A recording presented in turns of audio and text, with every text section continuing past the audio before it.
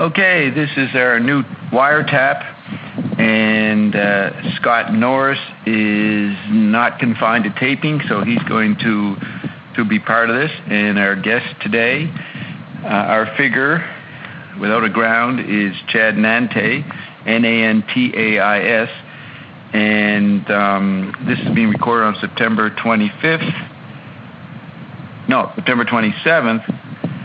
2010. Okay, Chad. We'll say that this is about, we begin with Zappa's, one of his last works, Civilization Phase 3, and we're going to take that into maybe McLuhan and Ion. So, Chad, you can start probing this issue. Okay. Thanks, Bob. Scott. Civilization Phase 3 is possibly the exclamation point at the end of Zappa's career. It was released posthumously by the Zappa Family Trust. It's mainly outtakes from the Lumpy Gravy album, and combined with dialogue recorded in the 80s and 90s in Zappa's home studio, and combined with the Synclavier work. Probably his masterpiece with the Synclavier was Civilization Phase 3. But on a deeper level of criticism and x-raying what's really going on in Civilization Phase 3, I want to start off with one theme that actually starts in the second disc, and that's the theme of MySpace. You've got the new cast of characters, not the Lumpy Gravy one that's throughout the first CD, but in the second one you've got all your new people who include like Moon Unit, and there's some actors, and there's people from some of Zappa's Ensemble Moderne collective that he did the White Shark with. So you've got different ethnicities, different languages speaking, and they're all, like in the first disc, they're inside of the piano again, and they're having a bit of a hard time getting along, and it's difficult to cut through the din of what's being said. So there's a bit of people are starting to irritate each other within the piano on the track. Where is it here? MySpace. Which track would this be? What's the title? Okay, on the second disc, number 6, it's called This Ain't CNN. Yeah. Okay. This ain't CNN, and there's a character named Mike who's got kind of a New Yorker kind of tough guy accent. He says, "This ain't the UN, man." And there's people speaking Italian, German, and I'm going to play a little bit of it just so you can get the feel for it. And I want to start off from that point because I think it's just more relevant than starting with the old Lumpy Gravy stuff, because this is new, and this is where Zappa was actually at the end of his life when he when he assembled all the material for Civilization Phase 3. He knew he was dying. So if that has anything to do with it. So I'm going to play a little bit from number 6 on CD 2, and this ain't CNN. Ich bin dort 19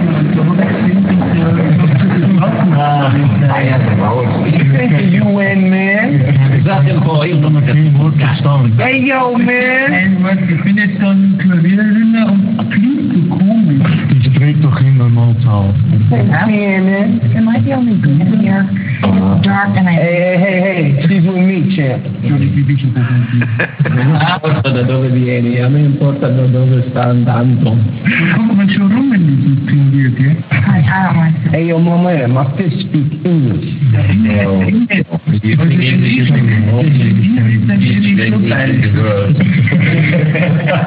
I just want to stop it right there, because after Mike says, "Yo, man, my fists speak English," 3 lines later, there's this Frank character who sounds with a German accent, says, "You think English is the only ... each language in the world." And so far, Bob, what do you think of what's going on here in terms of the fact that there's no music, it's all just speech, and you have the mixture of these different cultures that are all fighting for space inside this piano? I've only listened to Civilization Phase 3 once, back when it came out, It's really exciting to listen to it now and have the script here, and I'm getting all these confirming ideas about it. But McLuhan said that the American, their sensory bias is kinetic and manipulatory. And kinetic is the abrupt interface of hands and muscles. That's why American pop culture is so pugilistic.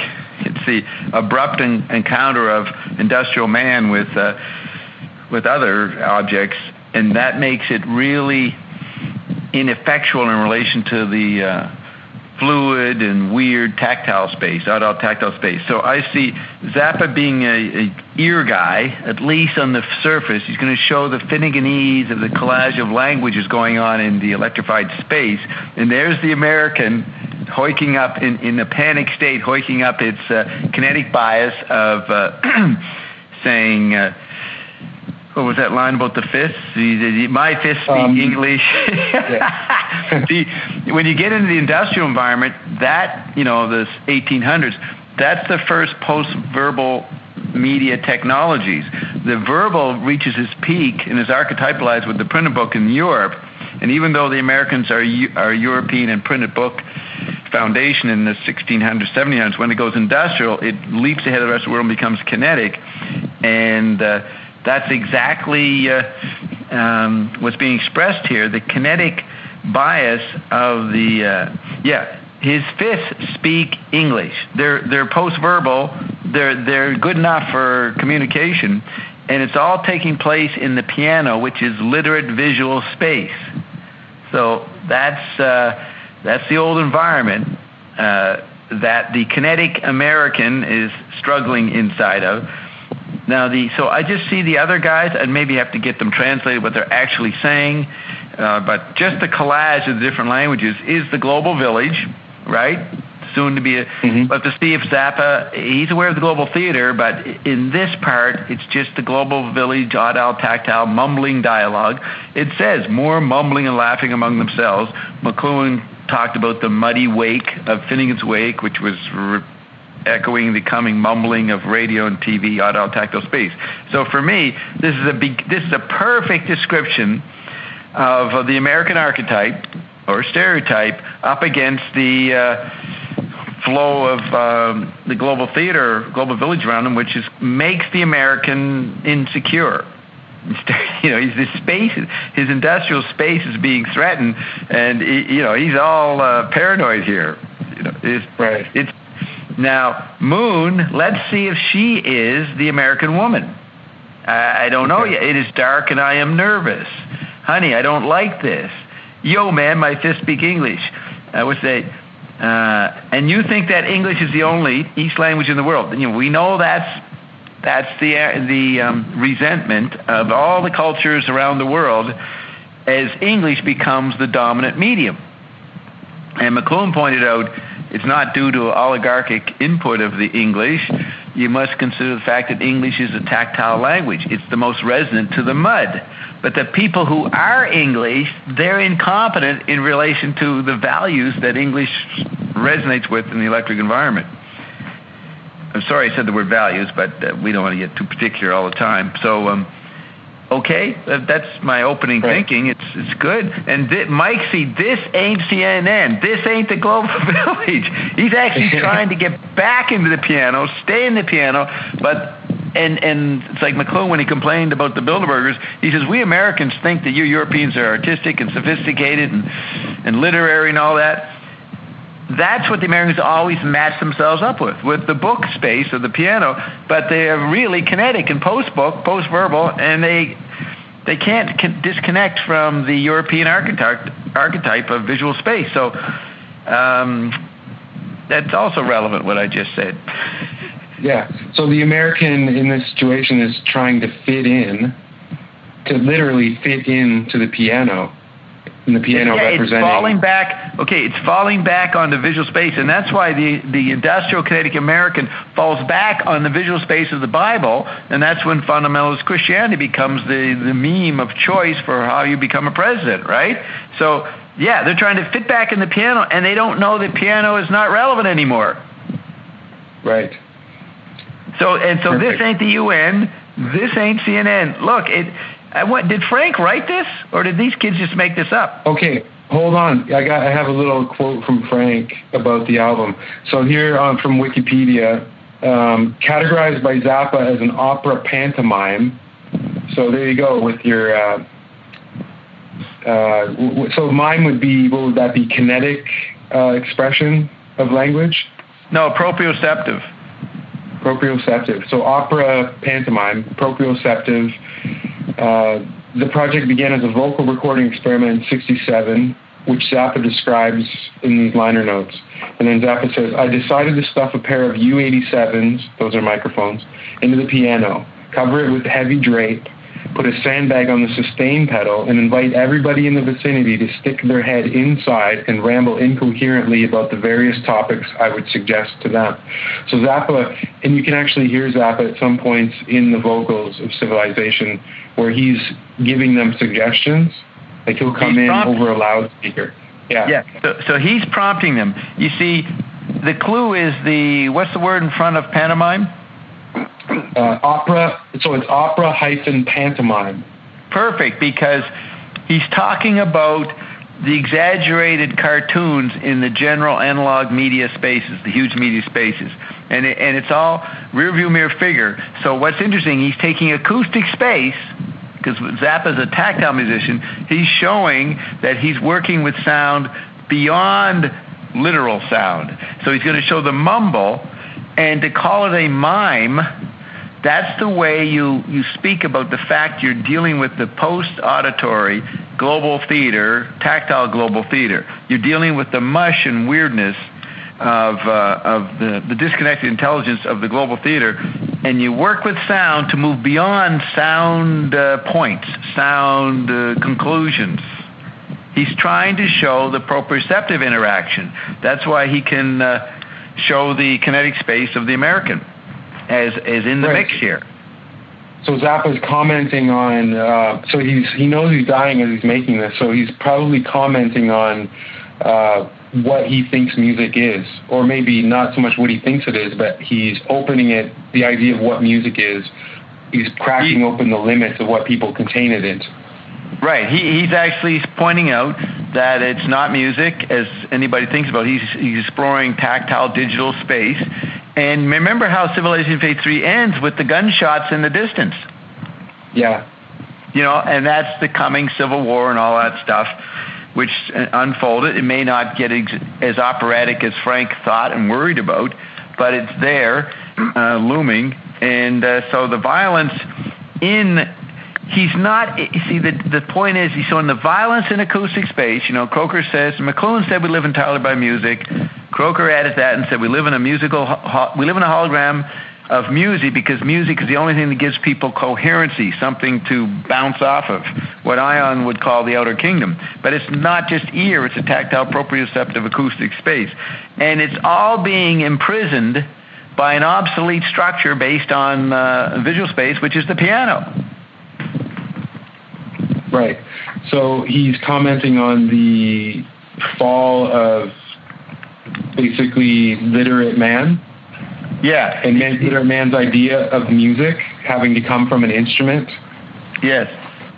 Yeah. He overlays the source of music in speech, and the mumbling speech, and that is, but it's not the music from speech he's pointing to. He's pointing to the non-music, non-speech, babble mishmash that points to a guy programming it and prompting it. He's the tetrad manager, programming the musical hologram, giving these guys, and says, go ahead, be chaotic, be free, mumble anything, provide content for CNN or for the space so that you can keep getting money, which is the framework of the piano.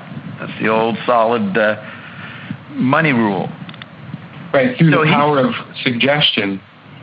Yeah, if you look at my big tiny note chart, in the far right column where I give the sensory dynamics of each quadrant, the tactile is only in the McLuhan quadrant. I've got all the senses plus the tactile, proprioceptive.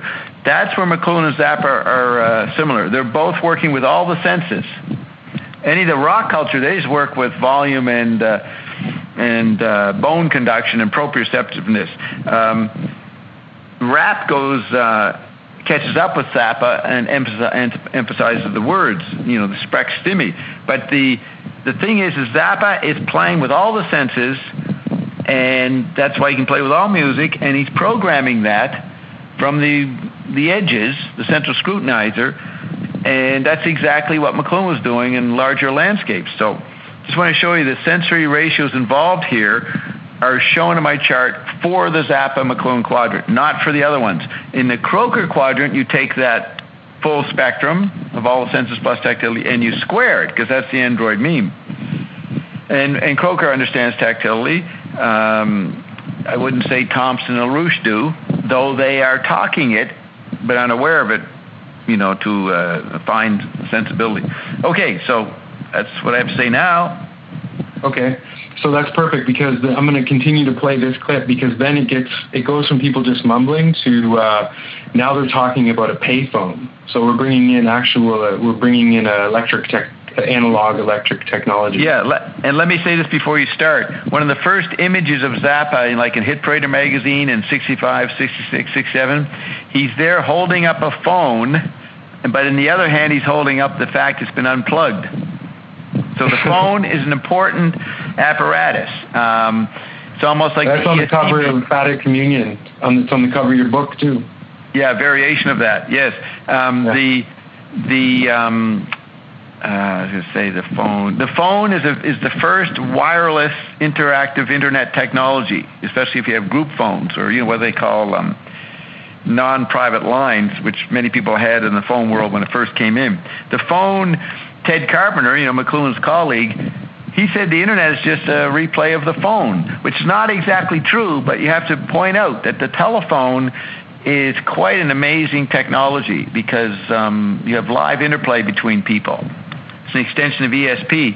So McLuhan is pointing out how the phone, we're going past the phone. I mean, not McLuhan, Zappa is pointing out. Like McLuhan, we're going past the telephone.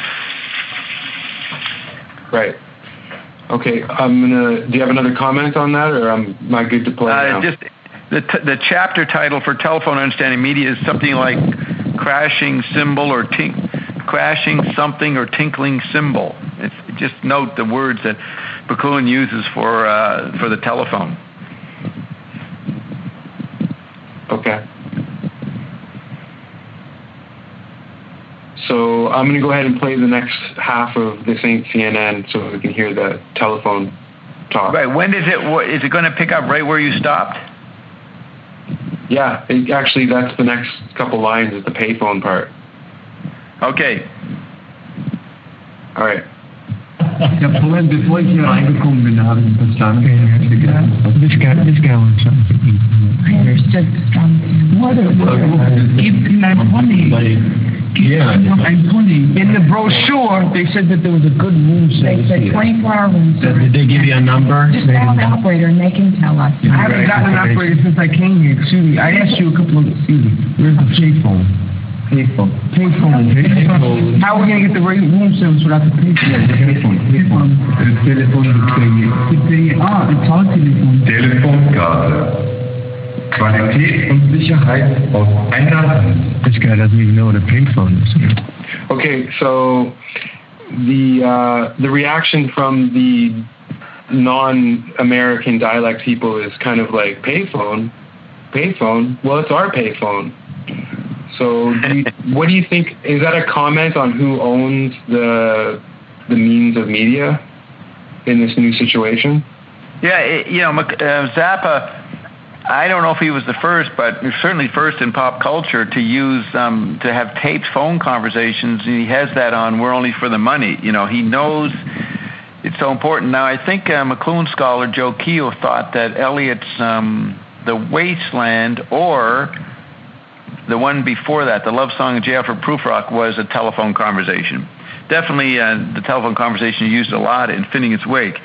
So Zappa knows the importance of the phone. It's almost the most musical experience people have, is interacting on the phone in the audio-tactile sensibility it evokes or extends. But let's see. Basically, the American is is used to instant, consumption, and is concerned about its chemical body so much. It's got to get food. Moon wants food. They're really concerned about it.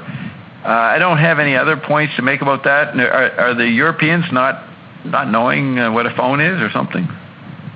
Or no, the Europeans sound surprised that he's asking for a phone, because to them it's like, well, that's our phone. Why is it their phone? That's what they're saying. Maybe because right now the Europeans are considered to be ahead of North America in terms of telecommunications. Like, more people have cell phones per capita over there. Like, the whole infrastructure of cell phones exploded faster than it did in North America. But that was before, that was after the recording of this. Right, but that would have been hidden. Wouldn't that have been hidden ground at the time of the creation of civilization? Yeah, and maybe there was a lot of, phone stuff happening in Europe that just happened noticed. So what's funny is American thinks that the European has no clue what a phone is, so to speak, and yet the Europeans are further developed on it than the American. Right, and well, that probably comments on like how Americans tend to think that other countries are still behind them technologically and culturally. Especially in the 80s, they still had that view. By the time they were traveling around in the 90s, in the last decade, they started to be shocked at how better other countries were in a lot of ways. Their country had fallen apart in the 70s and 80s. Yeah, and they didn't know in the 80s how the rest of the world was moving ahead. Right. The average American, the average Mike's stuck in their American space. So that's very interesting that he puts that in there, isn't it? The phone dynamic. Remember, the key line on page 52 of Finneg's Wake is television kills telephony and brothers broil. Mm-hmm. I'm just looking for a quote. Yeah, I want to continue because there's a good piece coming up regarding the MySpace, and Mike is the one that brings that up. So I'm just going to hit it. Right. Okay. What the hell is he doing here in the first place? Wir sind Deutschland Kommunikationsgesellschaft. 30 11 03 11 436.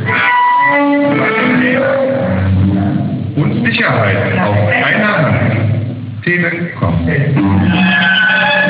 Excuse me, we paid some money to be alone, some privacy. Well, that's just too bad. You could be alone someplace else. Hey, don't give me attitude. Guess we're supposed to move over. Yeah, I move over a little bit. You're in my space, man. Al, please. Excuse me. No, there was a gun before here. Did they leave a number we can call? Before these guys got here, yo, you know where the phone is at, man? No, there was a gun here. I want trouble. You want trouble? No, I don't know. Now we don't gotta go anywhere, sweetheart. Listen, they told us. That's right. That's right. What are you, a tough guy? I'm tough. I'm tough. It's just the way it is. You can get tough all you want. Well, maybe we should try to work this out together, but I know I want my space, champ. You mean you bought this space? That's right, I bought this space. You got a problem with that? Well, it sort of feels like my space. I don't know. You know what this feels like? I mean, why don't we buy the swampland, too? So you hear MySpace come up 3 times in that little segment. Yeah, and so this is really good because it shows you the American individualistic Lockean, John Locke property dynamic. Everybody has their own space. And definitely the words MySpace were the way to market the non-MySpace of the Internet to American kids. Right? They think they got a space. So the funny thing is, they're in a non-space inside the piano, and they're a bit claustrophobic about it. Moon and Mike, and they're trying to carve out a space, which is exactly on the McLuhan level the dynamic of the 80s. The 80s was a retrieval of each culture's fundamentalist sensory bias, and for the Americans it was a retrieval of individualistic visual space, really kinetic space, but they thought it was visual, so they brought in the book and fundamentalism, and everybody went yuppie and tried to get their own condo or gated community and private schools. All those dynamics that happen in the 80s are being expressed here in the words of Mike. Now, it'd be amazing. How could he have improvised the appropriate things unless they did ours and Frank just waited for the right words? But he did prompt them. Well, no.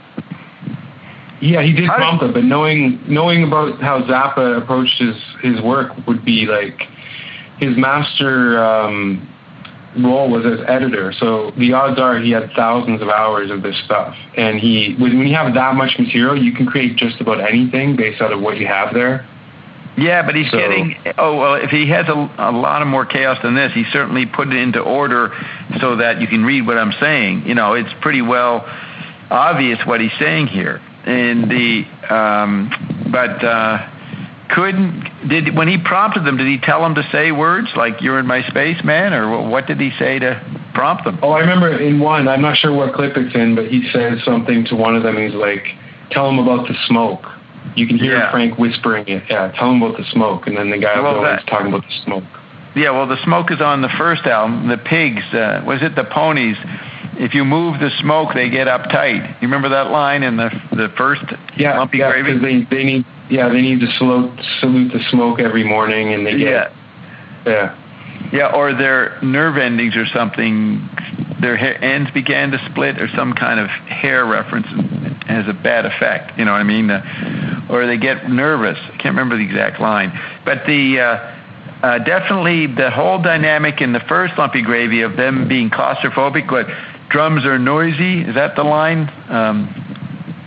Drums are noisy.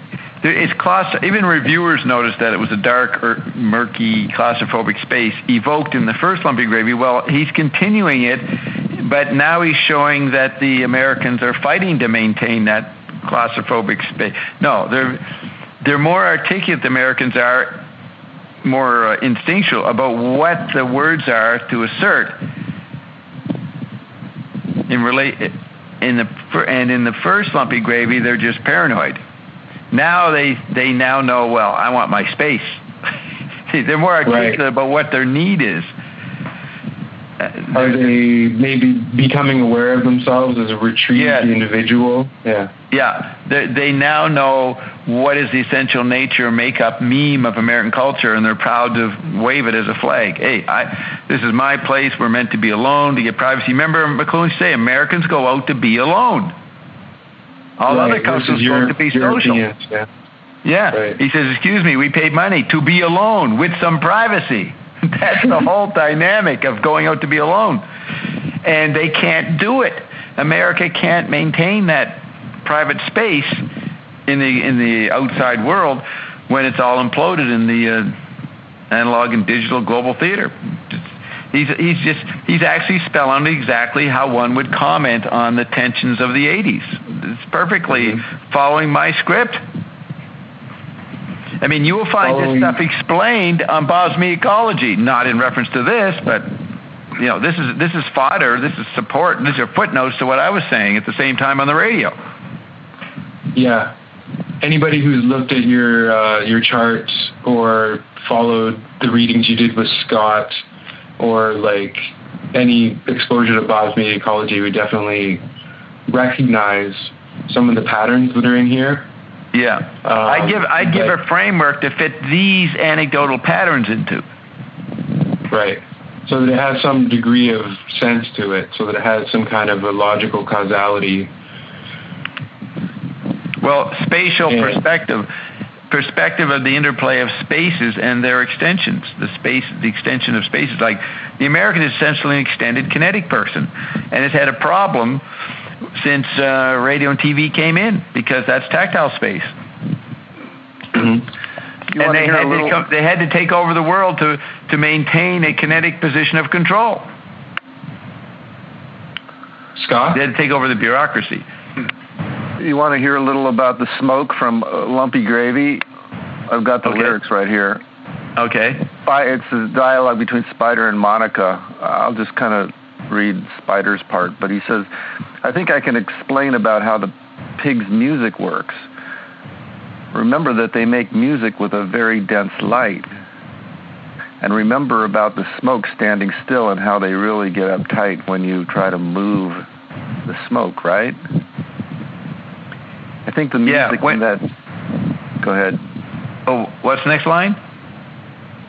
I think the music in that dense light is probably what makes the smoke stand still.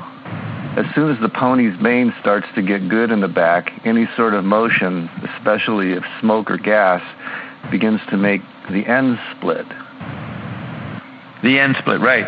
Yeah. Now, let me say something. When I heard that album was made in 67, but I don't think it got it delivered, didn't come out till 68, late 67, early 68 or something. But when I've heard it in that period, I was struck by that statement was totally understandable in McLuhan's terms. It was like it was almost like Zappa was reading McLuhan and then made this slangy version of the dynamic between the senses. I don't know if we have to go into it, but I could explain that exactly in McLuhan terms, and that's the way I thought about it then.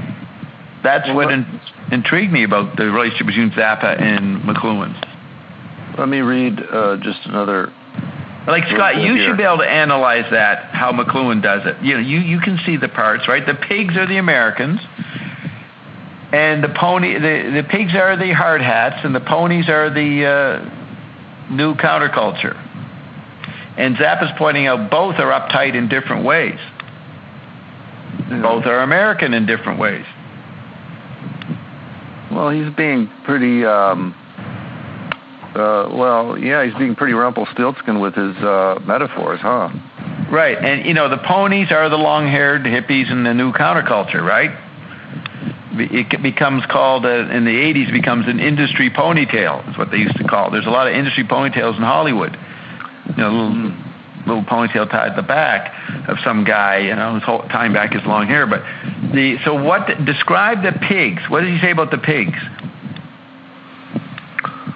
Well, just what I said. There's more that he says about the smoke here and the pigs a little bit. See, the pigs, which one is nervous about the smoke? The pigs? The pigs, right? It just says they for that line, so... I think I can explain about how the pigs' music works.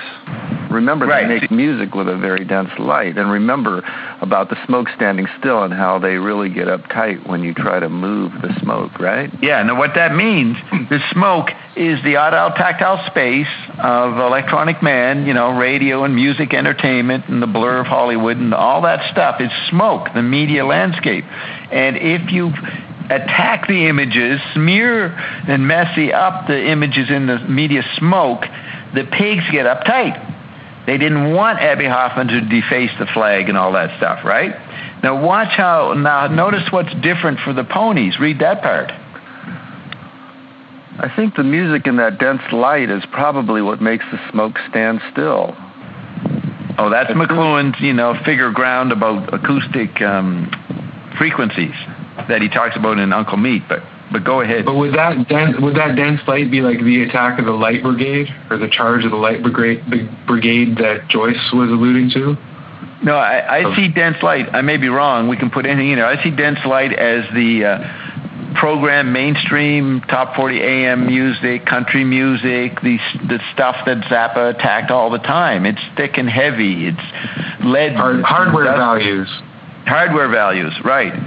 Yeah. And you can't mess with the basic heartbeat rhythms in them, the mum and apple pie rhythms, that sentiment, and he's going to mess with that. But the ponies, what's he say about them?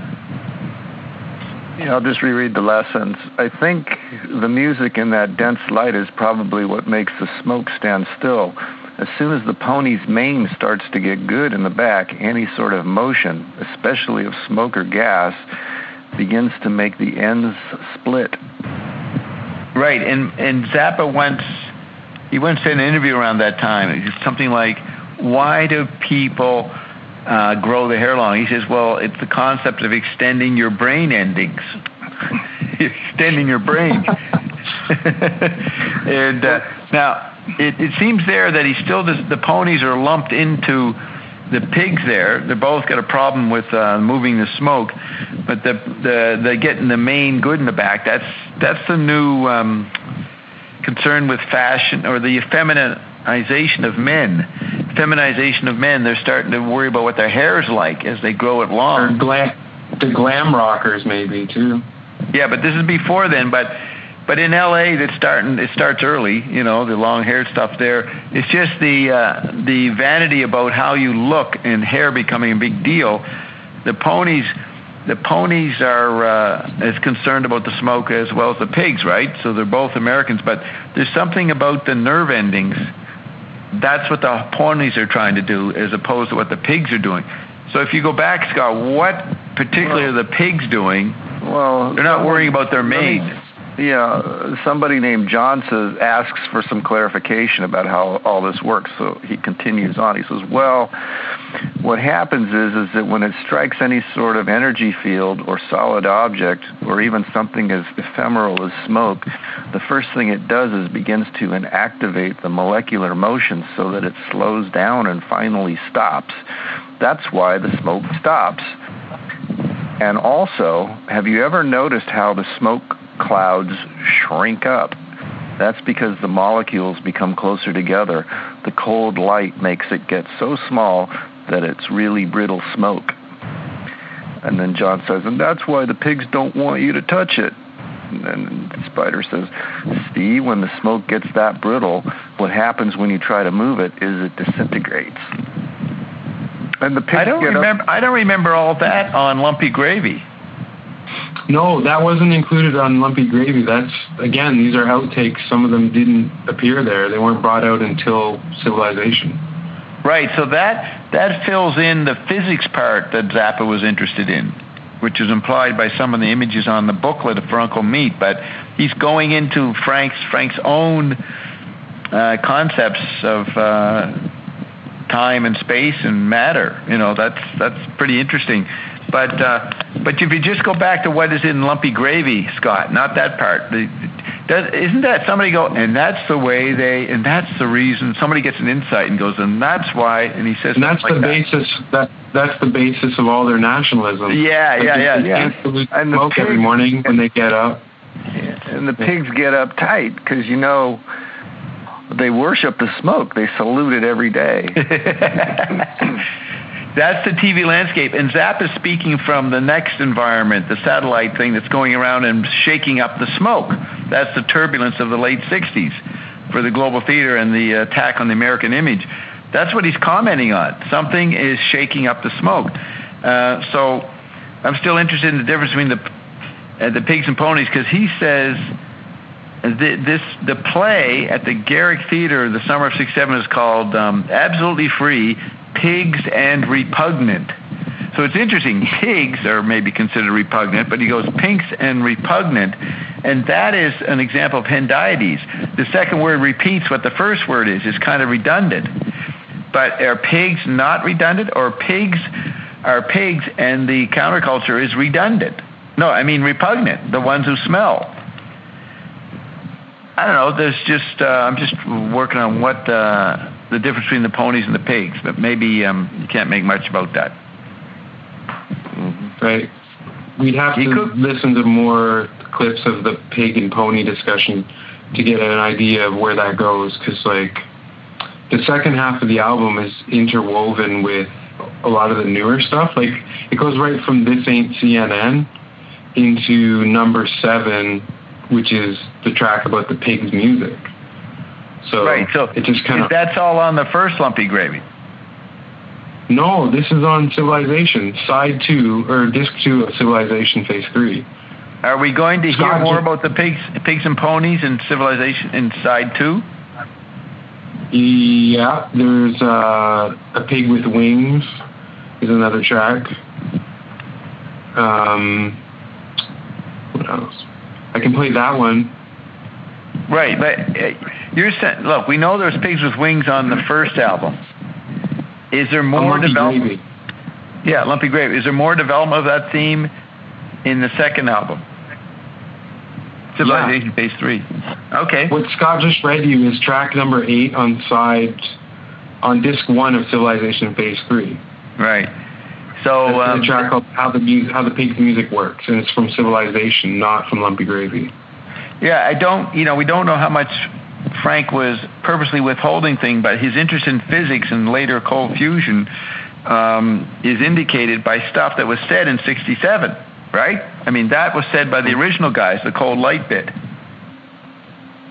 Yeah, or here's not. Something that's probably closer to what was actually on Lumpy Gravy.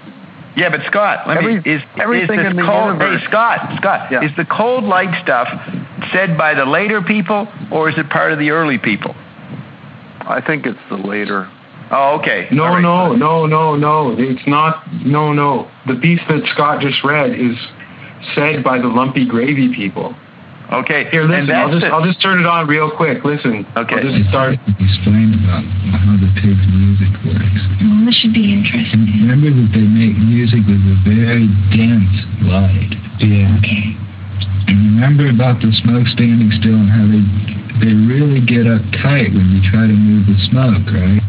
So that's what Scott was just reading. That's the 8th track on Civilization Phase 3. He uses the old cast outtakes from Lumpy Gravy. There's no new vocal material in Civilization Phase 3 Disc 1. It doesn't come into the second disc. Right. So this cold... I need to clarify something. I typed in pig smoke, lumpy gravy, and then I got what I just read to you, and I'm not clear what the source is on that. It might have been from Civilization. I'm not sure. It doesn't say. But I found something here that is attributed to Lumpy Gravy, Part 2 lyrics, and I think you'll find this quote interesting. Spider, the same guy, says, "Everything in the universe is made of one element, which is a note, a single note. Atoms are really vibrations, which are extensions of the big note. Everything's one note, even the ponies. The note, however, is the ultimate power, but see, the pigs don't know that. The ponies know that, right?" Yeah, the ponies, the counterculture, yeah. That's the distinction. And, of course, my tiny note chart is named after the phrase big note said right there. That's what I was thinking of when I called it the tiny note. And, the dense light thing, physics, nano, it gets denser. So we don't know if Zappa means what actually happens as you get more advanced plasma stuff. It gets denser, more powerful, more compressed, or he just means denser in a more negative industrial sense. See, we don't know it. Right. And there's a track called Dark Water as well. And that deals, I would say that's another scientific commentary by Zappa. And also there's another track called Cold Light Generation. So it's all intuiting cold fusion and the new physics and the dark water. At the time, Cosmic Awareness was talking about water dropping off and being replaced by Akasha. So I was amazed at the interplay of Wurster, Zappa, and McLuhan, and I was talking to all three at the same time. You can see how my xenochrony feeling would start to happen, because I'm talking to these separate guys. They don't even know each other. Wurster knew of McLuhan. I read McLuhan some excerpts from a private reading I had with Cosmic Awareness. Zappa, I discussed awareness, but they never looked into each other. You know what I mean? I was there running around in the middle. Exactly what awareness said. Cosmic Awareness said in '69 that I'd be liaison and something. I'd be liaison. That's what I was doing, and it was right there in the concepts on Zappa's album. Right. Well, you're going to love this one, Bob. There's a track called A Different Octave, and I'm going to play it. And when I hear that, I think of my interest in Gurdjieff at the time. I used to want to get Zappa's Octave. Right. And I used to try to get Frank to talk about it, but he wouldn't go into it much. Just see if he was interested in Gurdjieff, and he wasn't. He either didn't want to talk about it because it's important, or he didn't know about it. Right. Okay, I'm going to play A Different Octave. So I should go down and look, scan down. Where's that? Number 5 on side 2. It's right before CNN, yeah. Okay, great. So, okay. Yeah, I think the music in the dense light is neon. actually the same note, but a different octave. Right. We are 4,928 octaves below the big note. Are you trying to tell me that this whole universe revolves around one note? No, it doesn't revolve around it. That's what it is. It's one note. Everybody knows that the lights are notes. Light is just a vibration of a note, too. Everything is. That one note makes everything so significant. What about negative light? Pigs use it for a tambourine, which is one of the reasons why the music's so hard to understand. Okay. Yeah, that's great. In the Bob Marshall interview with Zappa, you have that incredible part, it's really important, where Zappa talks about how UFOs or anything else are levels of existence above what we see. And there's he took this concept from Pauline Oliveros, the avant-garde composer, that you got this mass in the middle and it's being formed by frequencies above and below it. And so occasionally one of the things above the mass, the smoke we see, comes through, and that's a UFO or something. Have you ever thought about that part of the Zappa Bob Marshall interview? Doesn't ring a bell. I don't know. It's a big interview. I don't remember that part. Right. I might be able to find it quickly and read it to you, but it's really important. But this is what he's getting at. There are octaves above and below around the big note. The other thing is he's emphasizing ear, music is the best, as opposed to eye and light. He's saying the acoustic is the ground. But he's probably talking about, from a tactile perspective, that it's neither. But he's having ear versus eye here, the dynamic in McLuhan and Finnegan's Wake. Right. Light versus note, sound, which is the original foundational element of our senses. That's what I think about when I hear this. What do you think about Jed? Well, when I thought you were going to get a kick out of that one because you said everything in the universe revolves around one note, and it made me think of your tiny note chart. Well, that's what it was. It's based on that, and of course, my chart is very dense, very packed, like Finnegan's Wake. There's so much. Everything is packed into there. It's like a page of Finnegan's Wake. So that's where the dense light. You could say that my chart's a dense light. Now he says the pigs, they've got hard to understand music. Is that the stupid people music or the advanced music? I mean, what is the music that's hard to understand? Well, he said the pigs use negative light as a tambourine, and that's one of the reasons why their music is so hard to understand. Yeah, so you look at the concept of negative light in its actual physics, or whoever uses that concept, does he mean that, or is he making fun on just using those words to mean something else? Is negative light a term in physics? Probably. Negative lights, yeah. I've never heard that specifically. I heard like dark matter and dark energy, but not negative light. And if it was just made up, then that's Frank is intuiting dark matter and that. You know, that's where the language that's being evoked here is anticipating what's coming later decades. I mean, Scott, you can Google negative light while we're doing this and see if you can find its actual, if there is a vocabulary around it. All right. But go ahead, Scott. Scott or Chad? Oh. I mean Chad, sorry. Okay. Why do you think he says, is there any significance to the number 4,928 with regard to octaves? Like, he says we're 4,928 octaves below the big note. So Zappa's expressing some kind of scale, you know, like, it's not that we're like four octaves below the big note. We're actually like thousands of octaves below the big note.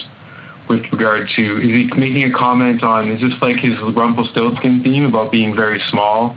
Like, homeopathically small? Maybe, I don't know. If you add it up, 4 and 9, 13, 2 is 15, it's 23. It goes into the 23 gang, the Robert Anton Wilson gang. But it's also got 9 and 2 is 11 times 4 is 44, which is 8, and then you got the other 8. So I don't make much of it. It's just that there's lots of dimensions. Okay. You mean dimensions in terms of like parallel world dimensions, or? Yeah, each octave's a dimension, so to speak. Okay.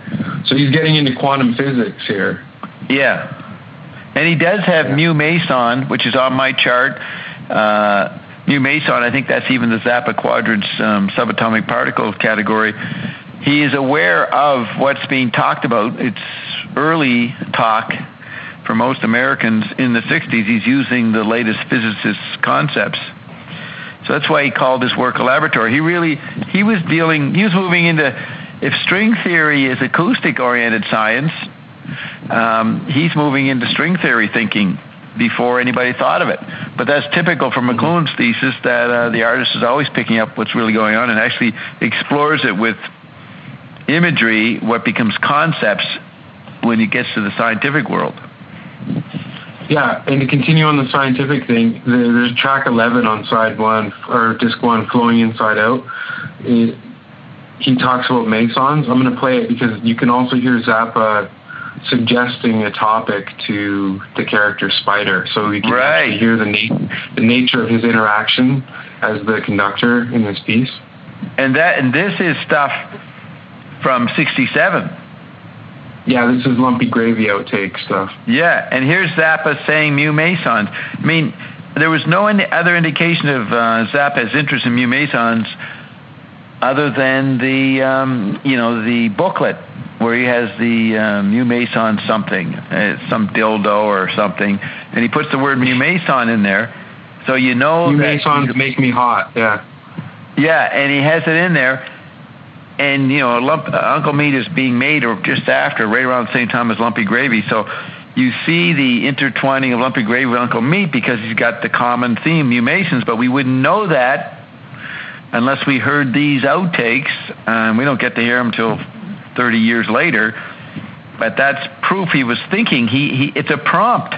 He wants him to play with physics terms. Right. I'm going to play it, though, so the listener can have an idea of the texture of that interaction. Okay. Flowing inside out creates neutral energy. Now, that makes the light get thick. Then you got this converter. And what that does is it takes this really thick light and it rams it into this little compressor, which then sucks the water out so that it envelops the bathtub in this big halo. A halo of mu mesons. A halo of mu mesons.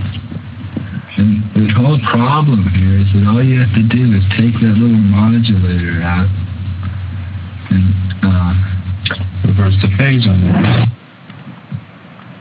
Yeah, Chad, what's really amazing about this is an example of conscious mediumship. Zappa may be just not even thinking about what the words might imply.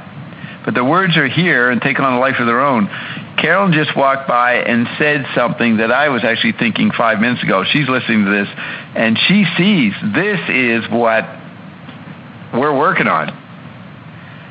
When you say this, what was just said in this Flowing Inside Out track. This is what we're working on. And the words, we can take the words and do that. Now, at the time, Frank didn't mean any of this. So we're projecting into the words. It may have nothing to do with the source, which is Zappa and these guys just making crap up. But it actually fits. The sucks the water out. It totally fits what we know about right now, working with Ion. And that's where language, like Finnegan's Wake, is talking more than the artist realizes. And that's a kind of conscious mediumship on Zappa's part, or unconscious mediumship, or just mediumship. But he's doing it consciously. Here's something interesting on a blog. This is somebody speculating. They seem to think that Zappa had read Stephen Hawking's, but I don't know what their sources are. No, there was no Hawking back then. No. Hawking doesn't show up until the 80s, and maybe if you were studying physics, you knew about him in the 70s. No, by civilization phase. Well, that's true. But anyway. No. If you mean phase 3, does the guy mean phase 3? Yeah, Hawking's well known by then. Yeah. Well, he just makes this is an interesting association. He talks about the dense light or a negative light could be an innocent term for the light that's absorbed by black holes. Yep. Because imagine how dense that light is getting, and it's not reflecting, so it becomes dark. It's not emitting anything, so it's except a shadow. It's dark, dense light. So there's definitely words here that can reflect where science went, and he may in the later recordings. Is any of this physics talk from the later recordings, or is it all in 67? Well, what I noticed so far is all from 67. In the later recordings, they're mostly dealing with the everyone being stuck, all the different nationalities stuck inside the piano fighting for space. Not so much the science. And on the second side, when they're talking about all the different problems they're having getting along, there's also some stuff woven in from Lumpy Gravy that talks about octaves and light and all that. But it's not the new bunch of people. It's still the old material brought into the new project. Right. So I found the part in the Bob Marshall interview. Now, this is the intelligent readers of the interview really are stunned by this. Bob Marshall says, where I get the idea part, there may be a little bit before that, but I think Bob Marshall asking, how much is the idea? And it was quoting Miles' interview in August 69 of Zappa, where he wanted to know how much the idea, and he had to capitalize, plays a role in Zappa's work. It's almost like, what's the big framework idea? So I say something like that, but I don't have that. It's in the previous section. But I go, or Bob Marshall says, where I get the idea part is, I remember I was giving these quotes to Bob Marshall. He doesn't even know these things. He's just being told to ask them. Where I get the idea part is, I remember you did an interview in the LA Free Press in the summer of 69, and you mentioned Pauline Oliveri's work with sound. May not even have the exact spelling. Never remember if she's Olivero or Oliveri. Anyways, Zappa mentioned Pauline Oliveri's work with sound, above the audible and below. So he's first talking about this in 1969, creating a mass, and you like that idea. So Zappa says, not that it created a mass, it created something audible. It produced a some indifference tone, which happened to be located within the audible frequency range. By combining something so high, many octaves above, I guess, you couldn't hear it. And something so low, you couldn't hear it. You put these two inaudibles together, it yields something in the middle, and this could be the smoke, that you could hear. Whether or not you like what you hear in the middle is another question.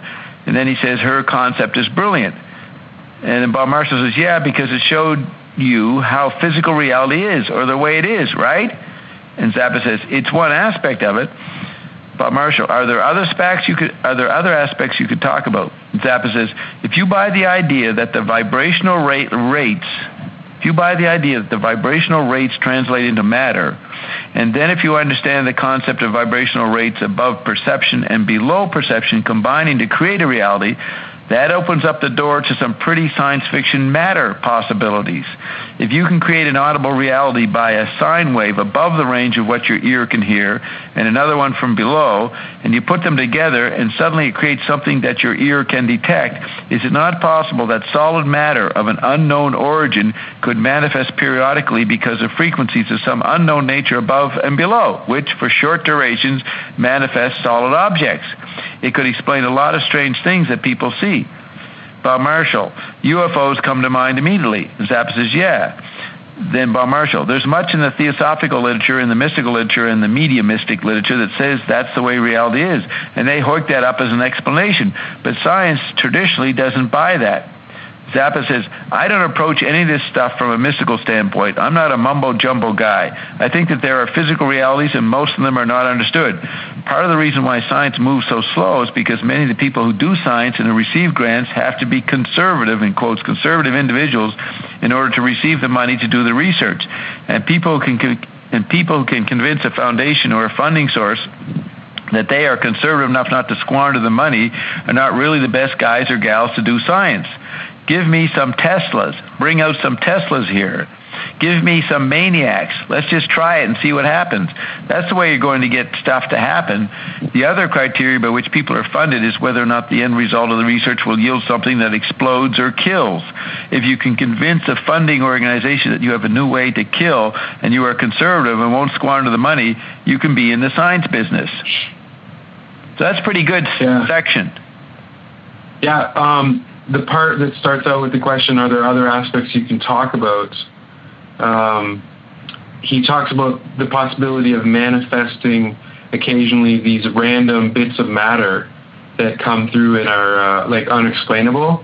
And he said UFOs come to mind, but what came to mind for me is an anomaly, like in the terms of what Ion discusses an anomaly to be. That's what UFOs are, an anomaly, ghosts, everything, all the anomalies are, it's exactly how Ion describes it, that you, in our big now that we live in, you collide, you bump into other frequencies and have these anomalies.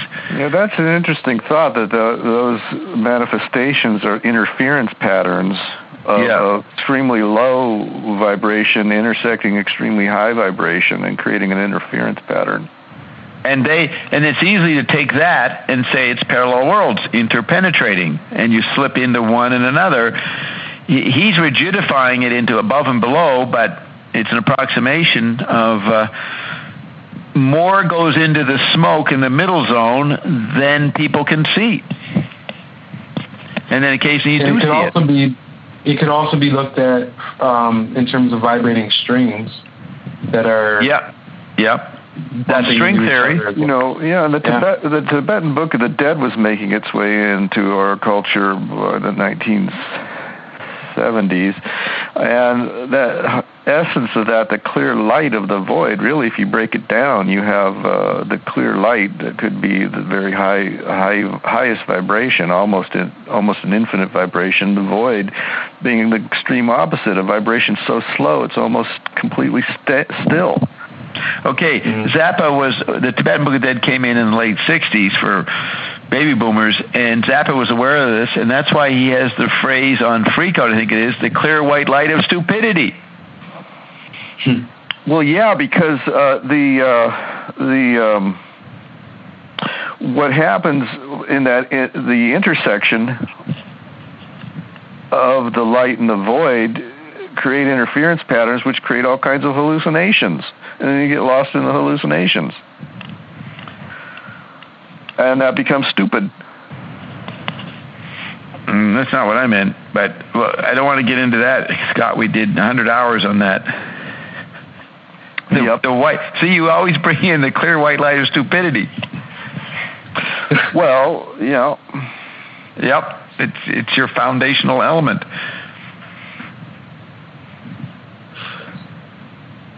Yeah, well, okay.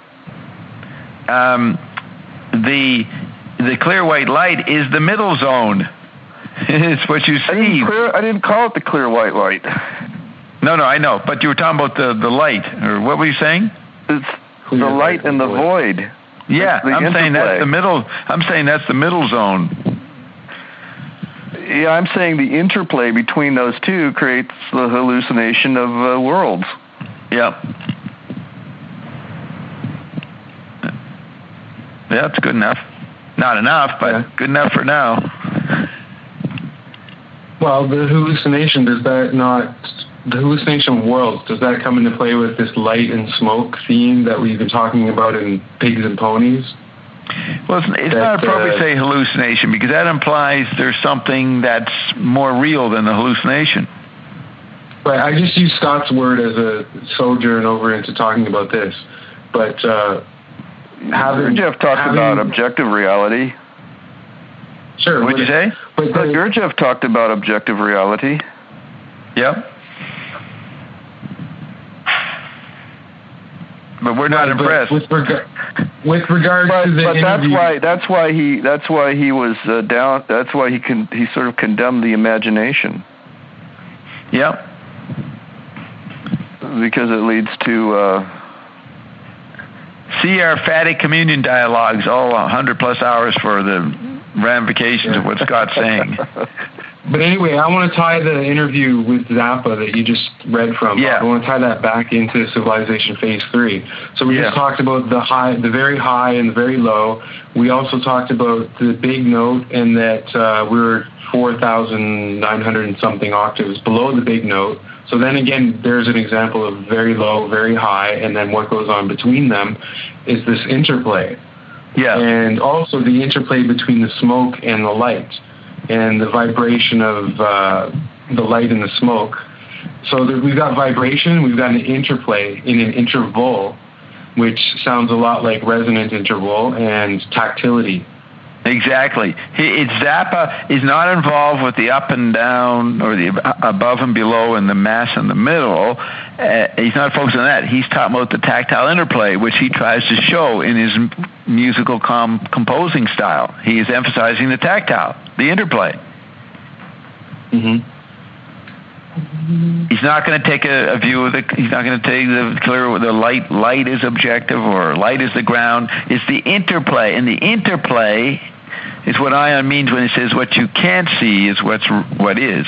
It's the interplay that is reality, not something is real and then hallucinate. It's the interplay. McLuhan said, there's no objects, only relationships between objects. Right. That kind of way. Right. Yeah. Yeah, and I totally agree. I never meant to imply anything else, but you know what happens with words. Right. The words make it well, okay, words are solid matter. Put words into this formula here he's laying out, this paradigm. Okay. So then words are not solid matter. Words are not solid matter. Yeah. The meaning that words communicate between people is that middle zone, and it seems pretty solid because you think you got a shared meaning. So is that like what Ion says, what you see is not and what you don't see is? So you don't see words, therefore the words are the solid matter? Yep. You could project your dialectic on that statement by Ion. He's siding with sound as the ground. Ion is siding with sound as the ground, or Zappa? Ion. If he's saying what you don't see is, it's more is, and what you see isn't, then what you see is less real or less solid, less of a foundation than what isn't. And what isn't is what you hear. Unless you mean by what isn't, even the stuff you hear is still within the realm of known, and that's not isn't, that is. That's an is. Well, with your McLuhan view, you've always said that acoustic is closer to tactile than visual. Right, and what I heard earlier when we were some part of when Zappa was talking about the big note, when we were reading from that, was he was implying that the sound and the visual arise from the big note. Now, note implies sound, but not really. The note could be the tactility out of which the sound and the light arise. Right, from the interplay. Yeah, no, that's the point. The tactility is not a sense. And he's pointing to the not a sense, just like when he was working with digital dust, in the 80s. He was finding this nothing in the computer and composing with that. He called it digital dust. He's always working with the nothing. I just thought, there's a double meaning on the word note. A note is, I was just hearing it as a tone. Sound. Yeah. But what do you do when you jot down a note? It's a visual thing, too. So what arises from the note? What is the note? The note may be the tactility. That's what I did with my chart. I took the visual. Bob, is the note an analogical mirror, maybe? Yeah, no. The note is, the visual meaning of note is what I did with my chart. It's the note. It's the letter that's handed around in Finnegan's Wake. It's the eye part. There's two meanings in note: the ear and the eye. And the actual dynamic is tactility. It's neither eye nor ear, it's the interplay which makes up consciousness. Remember, tactility is like a word for the mind. It's the mind. What organizes our sensory data? The mind does. Well, a better way to talk about it is in terms of your senses. It's the tactile. You have your senses, and the tactile is not the sense, and it's the thing that organizes the sensory inputs. That's so there you go. If sound is if the acoustic is closer to tactile, and then we go back to what we just said about Ion's quote that what we see is not and what we don't see is, and then we relate it back to the vibrational stuff that Zappa's talking about in the interview, and then we say sound has the ability to mold matter, which is what Zappa mentioned, seeing these anomalous bits of matter show up. Yeah. So there's tactility-shaped sound. Well, there's something closer to tactility, I would maintain, than the acoustic. Acoustic is closer to tactility than visual, and touch is closer to tactility than acoustic. No, touch is the pressure. The proprioceptive is closer to tactility than the acoustic. Touch as contact is kinetic pressure. So the proprioceptive is, or the haptic as McLuhan would call it, the haptic and the proprioceptive is closer to tactility than the audile. But isn't haptic response like skin response through your skin? Where you get feedback through your skin? No, the haptic, the proprioceptive is your sense of balance inside yourself, and that it does involve the dancing of the toes with the ground to see how you're positioning. And the haptic is like the movement of your hands over a surface or not over a surface. Okay. That's why John Lilly jumped into the isolation tank and started floating around. He wanted to get past his proprioceptive anchors. Right. And the larger picture is, since tactility had been extended by television, then all the senses, eye, ear, proprioceptive, haptic, kinetic, and smell, were exploded into hyper Baroque spirals of experience and mechanical extension. All the particular kinds of senses were rushing into the void of extended tactility. So he wanted to extend his proprioceptive. Lilly. Yeah.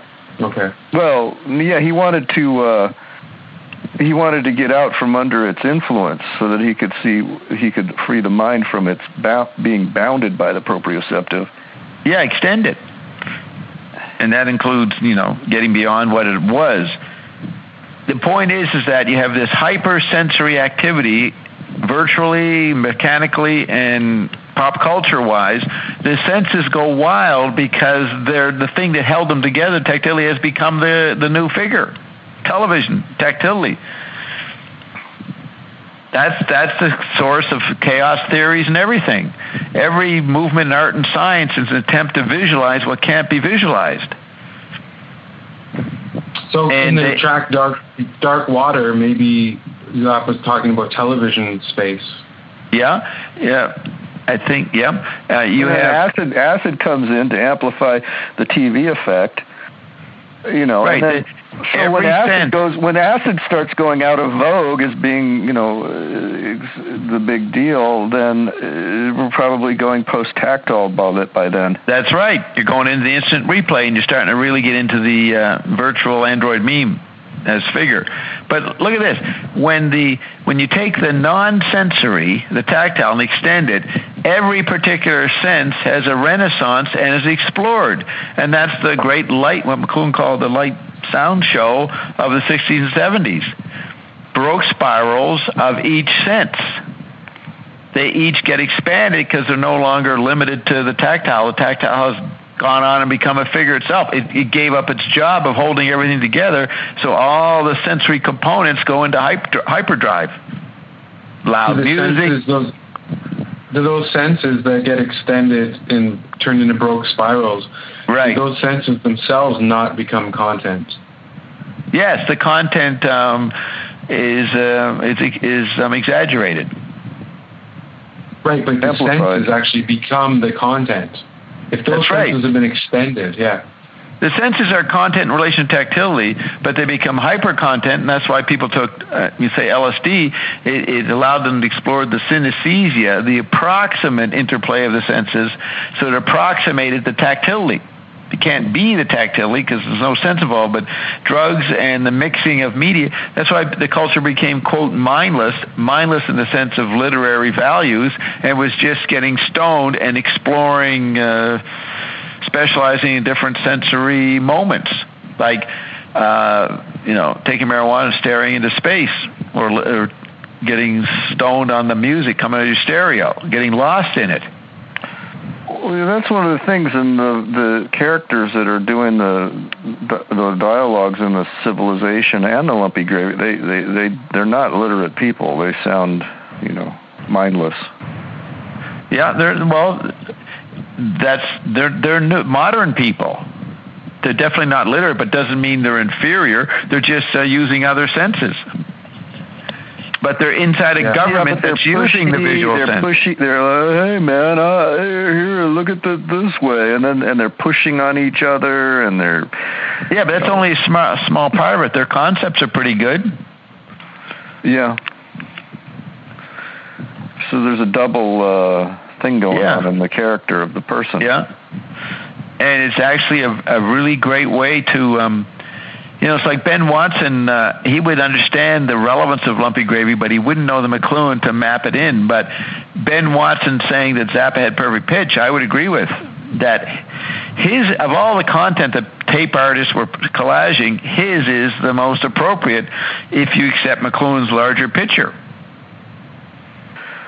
Yeah, well, Zappa was neutral. He didn't. He was an equal opportunity offender. He saw that everybody, the cool people were idiots. The stiff people were idiots. That's television. That's the Tetrad manager. All experience becomes content. You see this in McLuhan's review of Burroughs' Naked Lunch in 1964. The art becomes Egyptian. It takes the whole world as its content. That's what Zappa was moving towards. He was updating music to catch up to Finnegan's Wake and McLuhan. But where you were already a step ahead of him in his concept of it being crowded in the piano. If he understood he wouldn't do it. When you were working with the intelligence agencies, you knew it was so crowded you were all in the same room. So you had to basically shake hands and work together because you were all working in the same space on the same thing. Well, I was talking to Frank that I would say McLuhan stuff to Frank. I mean, he was a lot younger than me and all that, but I said this stuff to him in 66, 67, and I'm pretty sure it was his. He didn't allow consciously let anybody's thoughts enter him. He just was like totally selfish. He just get into what he was into and doing it on his terms. But it probably had an influence on him, and these ideas in his mind, he was organizing it, half consciously based on stuff he heard me say to him. Yeah, I'm just saying they were still arguing for, they were all in the same space, but they were still arguing for MySpace. Whereas That's right. The intelligence agency, you knew that you didn't have a MySpace. Right. Remember, you read the everything disappeared.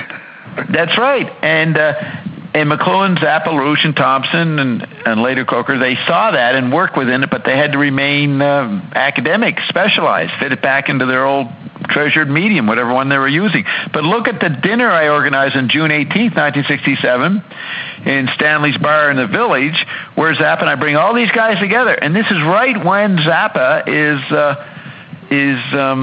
making Lumpy Gravy and Uncle Meat. I think Uncle Meat is considered 68. We're Only for Money is 67 to a few months in late 67. The dates are on the albums. But he's first conducting Lumpy Gravy in February 67. So I'm right there in the middle, and putting them together. Read what the guys say to each other in my diary entry. You go to Android Meme Zanakri Diary, look up June 18th and follow the dialogue. You'll see how Zappa responds to McLuhan and how they're all responding to Krishnamurti. Do you think maybe you're in the interval organizing the whole thing? That means you are the tactility. Yeah, they were making, and that's why they were making music about me. Or in this case, Zappa was miming you by whispering into the piano, suggesting to the other ones what to say. Right. And, Zappa was very tentative. He had incredible ears. He could take in whatever's going around and instinctively, like, hear something I would say and then whisper a variation of it, his own subjectivity, altering it, but he'd whisper it into the piano guys. And remember, I'm also meeting with Dylan at this time, telling him about Frank. So this leads into Bob's Mediacology. You know what I mean? Which is a colossal Civilization Phase 3 album, thanks to Dave Neufeld. Right. And that's what I was telling.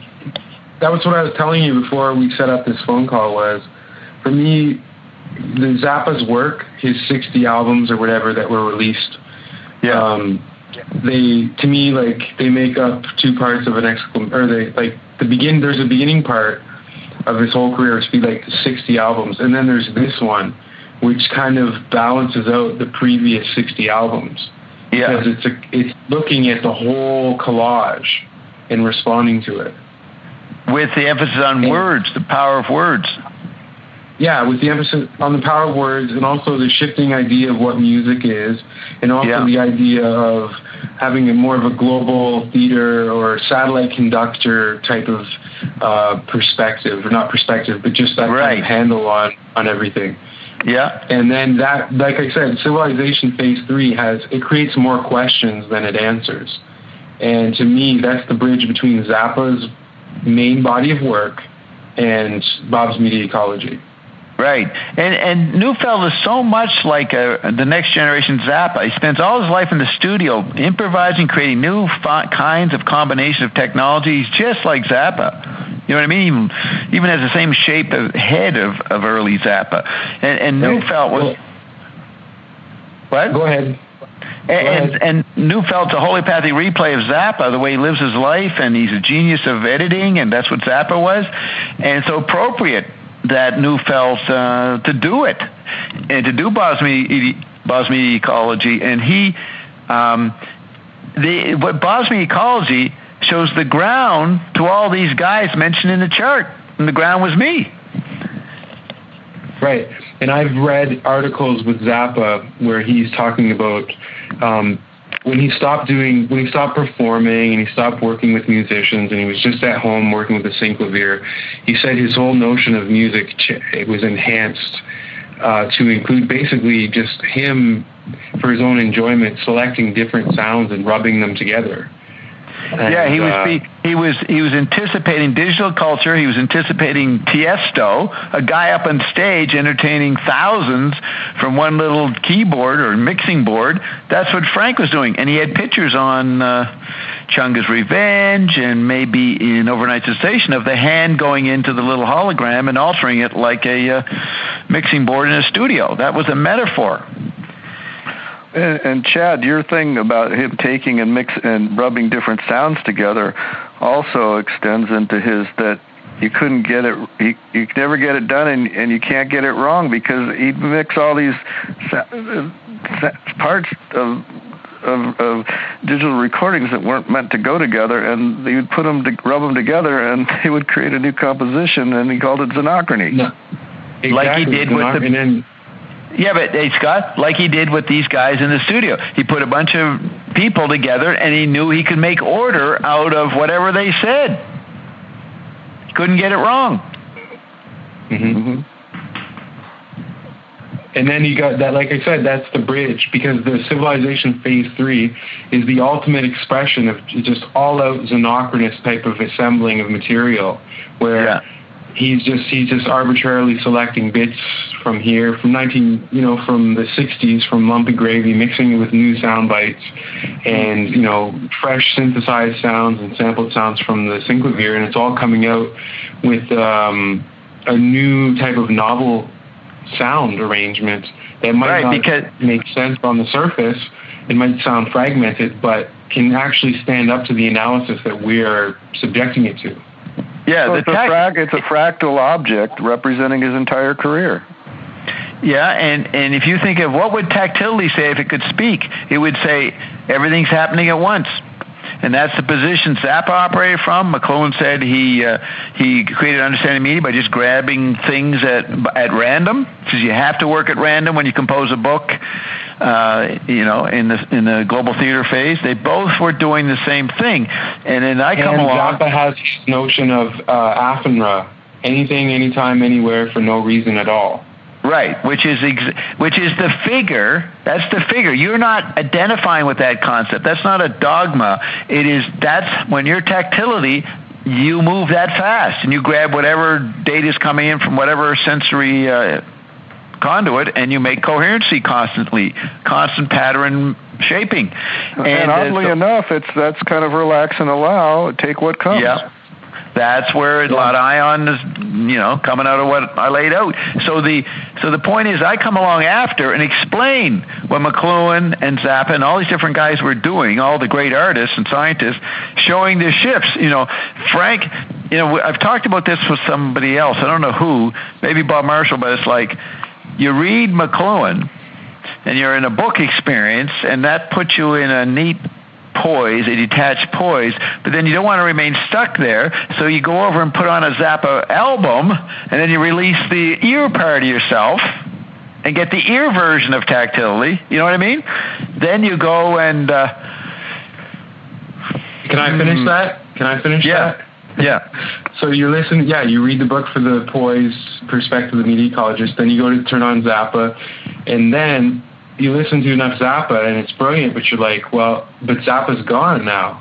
Who's the living person who's creating the environment now for this kind of not antidote, but anti-environment, or something that's a living creation in which you can have a sense of coherency for the new situation?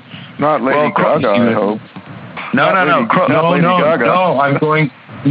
That's what I'm saying. That's the bridge that brought me to Bob's media ecology. Right, and you get Bob was someone who was still alive and kicking and out there saying these things now. Because just having archives of someone like Zappa or McLuhan isn't enough. There has to be something that's alive in your environment that's still producing to have responding. Some reference. Yeah, responding. That's acting and not reacting. I was going to say that Croker describes the last 10 years as a boredom culture. And that's where people really are. They don't really respond to any hyper-Baroque spiral of sensory extension that happened in the orgiastic 60s, 70s, and 80s. They're all really dead. The chemical body's irrelevant. Now you don't even care what it takes in anymore. McLuhan was trying to hoik up the chemical body eye, Zappa the chemical body ear, Thompson the astral body, LaRouche the industrial space. Who else is there? Then there's the whole Esalen Institute and the massage and pornography and sports and tactile, kinetic, bouncing off all kinds of things, including the sexual revolution. All that excessive went beyond, the ground was beyond the chemical body. So you had excesses of the chemical body, and that exhausted itself. Now people just sit back and watch the Android meme do the living for us. That's the boredom culture of the last 10 years. But the only guy who was alive, as Nelson Thal said, the only artist alive today, the only guy who was vital and alive and not bored was me. Or I had a way to survive the boredom. Yeah. Well, you had a set of yogas. You had something that seemed to be working for you. Whereas everyone else looked like they were trying to fit in using the old tools for the new situation. Well, I was using. You can't leave Carolyn out of the equation. There would be no Bob without Carolyn. No, that's very important. I was just thinking of her. The whole chart is. You've heard me say this. The chart is Carolyn. It's remember, Waiting for Organic Bodies, the spinning clothing crystals of Dance the Hex advertisement. The chart is the view that Carolyn sees. She's looking back at all that males or previous efforts were made that fall short. It's looking at the Android meme. It's post-Android meme.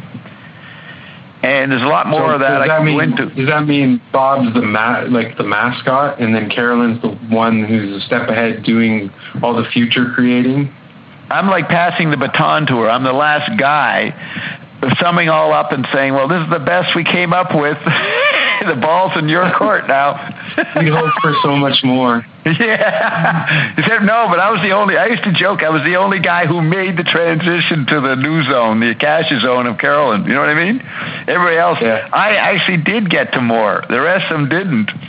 Remember, on the chart, the first 4 quadrants are all Shakespearean tragedies. Yeah. Except Prospero. Yeah, that's my quadrant. 4, that's the 5th. Yeah. Yeah, Bob's not a tragedy. He makes it. Yeah.